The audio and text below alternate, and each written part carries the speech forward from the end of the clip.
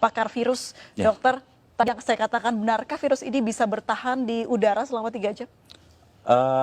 Asumsi bahwa dia bisa bertahan di udara dan ngambang-ngambang di mana-mana selama 3 jam, itu sama sekali salah. Oke. Virus itu perlu media untuk bisa bertahan hidup ya. Karena virus itu tidak akan bisa memperbanyak diri di luar tubuh. Kalau masuk ke dalam tubuh, baru nanti bisa memperbanyak diri jadi banyak gitu. Kalau di luar dia nggak bisa, tapi dia perlu media. Nah, medianya yang paling cocok buat virus COVID-19 itu apa? Adalah di droplet. Droplet itu butiran-butiran air yang keluar pada saat ada seseorang yang terinfeksi, kemudian dia bersin dan menyembur. Nah, berarti dia hanya bisa hidup di dropletnya itu. Dan droplet itu akan menyebar dalam jarak ya sebatas radius itu aja 1-1,5 meter. Kalau dia ada di 2 meter, ya dia tidak. Itu sebabnya konsep awal kenapa kita harus memberi jarak. Kenapa? Kontak dekat ya. Iya, supaya kalau misalnya ada yang sakit terus kemudian bersin, tidak nular ke orang yang di dekatnya, kan gitu. Nah, yang lain lagi, kalau kita mau supaya lebih aman lagi, nah yang sakit ya sebaiknya nggak usah main-main keluar, di rumah saja, terus minum vitamin, disehatkan, nanti kalau udah sembuh baru keluar. Kenapa? Supaya bisa meningkatkan kekebalannya di rumah dan juga tidak membahayakan orang lain. Baik, soal penularan virus ini, itu apa saja yang bisa ditularkan dalam arti, apakah kita ketika kena virus di tangan lalu memegang mata, hidung atau rambut begitu, Dok? Sekali lagi, virus selalu butuh media untuk bertahan hidup. Semakin dingin, semakin basah, makin gelap, dia bisa bertahan hidup semakin lama. Di droplet itu basah.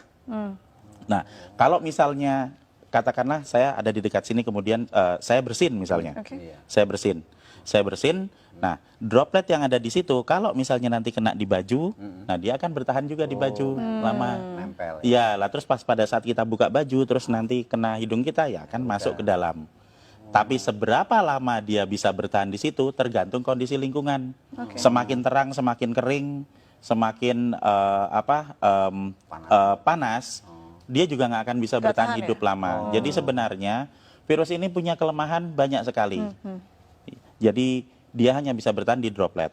Kalau misalnya ada yang bilang, misalnya kan kalau misalnya dia ditaruh di meja yang dingin gitu, bertahan 9 hari. Ada hoax seperti itu. Itu hoax ya, Dok? Menurut saya hoax. Kenapa? Nah, kalau dia hanya bisa bertahan di dalam droplet. Di dalam droplet itu kalau misalnya dia kondisinya tidak sesuai dengan dia dan terjadi penguapan, kan jadi kering, dia nggak bisa bertahan lama. Jadi droplet ini sesuatu yang cair begitu ya, Dok ya? Cair, iya. Itu loh, tetesan lendir atau cairan yang ada di situ.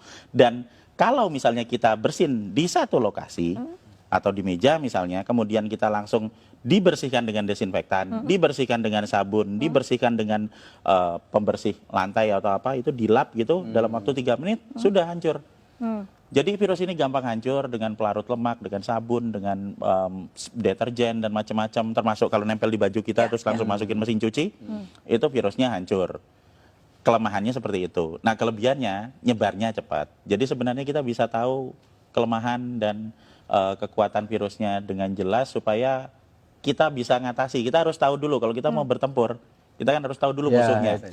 Kalau kita tidak tahu musuh kita apa, yang terjadi apa? Kita cuma ketakutan aja. Wah, nanti kena, saya sekarang kena, besok mati, ya enggak lah. Kalau dari segi virusnya atau ya faktor dia bisa tumbuh begitu, apakah benda yang dia hinggapi begitu ya, Dok ya, itu mempengaruhi juga si virus ini bertahan hidup begitu, seperti di plastik berbeda dengan di kayu mungkin? Iya, semakin dingin dia bisa bertahan hidup semakin lama. Tapi permasalahannya di sini adalah bukan seberapa lama dia bisa ada di situ, seberapa ingin kita dia hidup.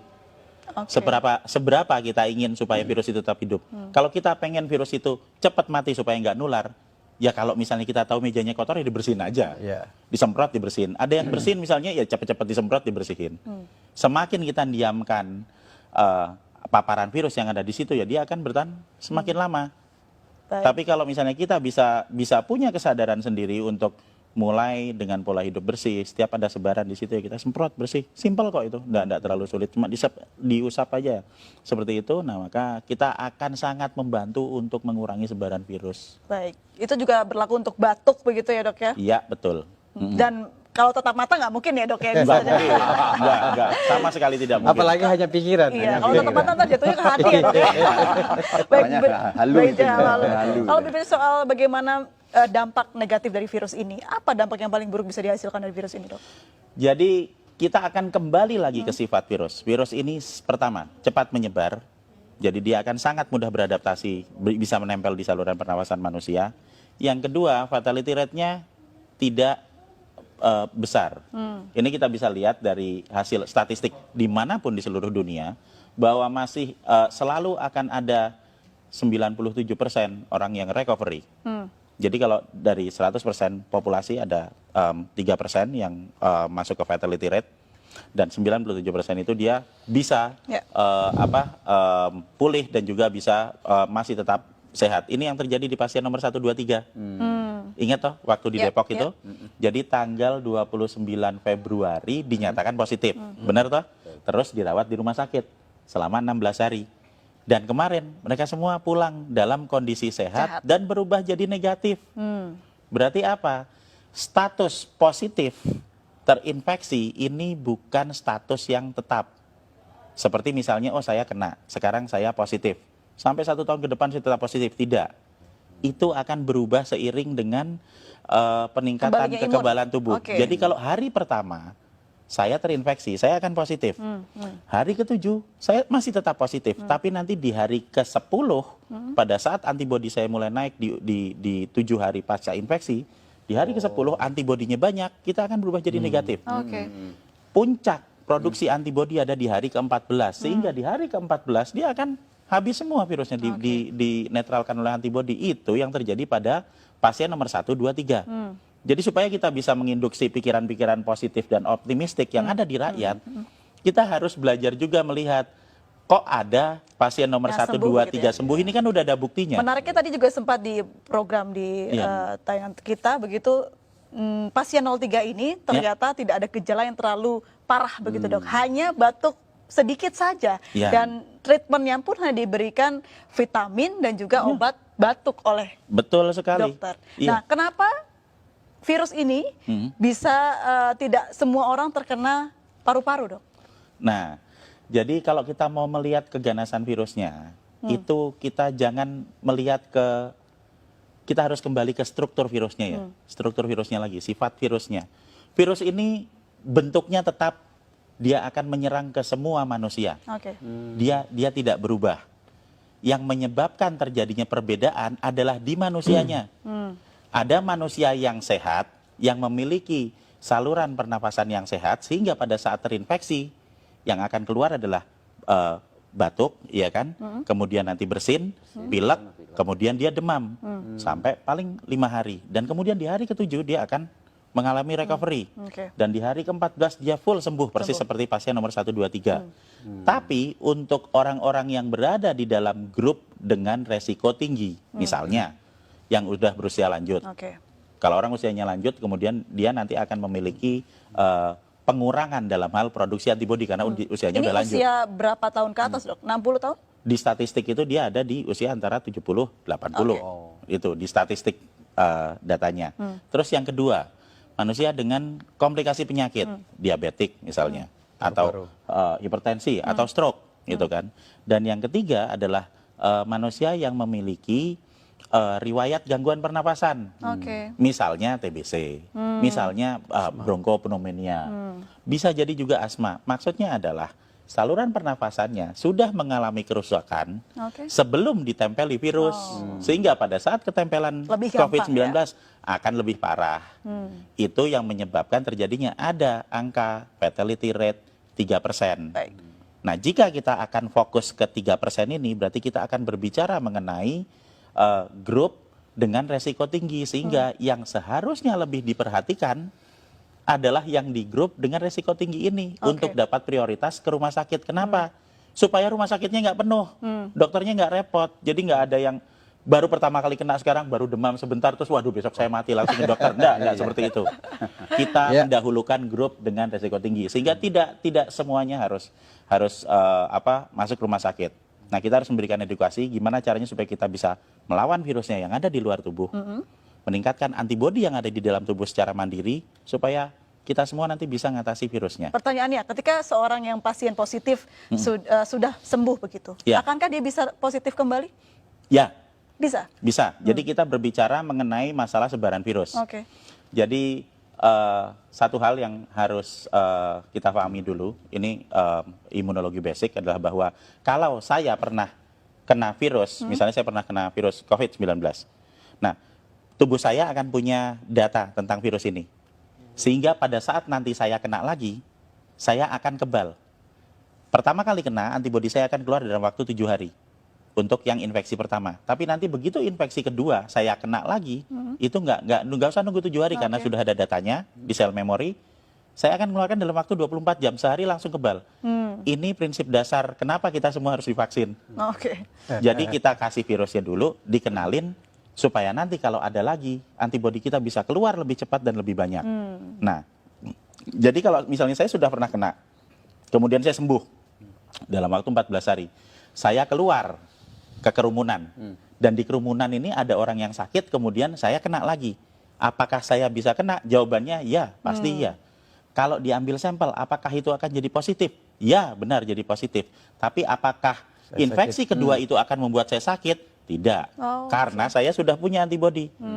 Dan kalau yang pertama tadi, mungkin kita ingat hari pertama positif. Nanti hari ke-7 masih positif. Hari ke-10 bisa jadi negatif.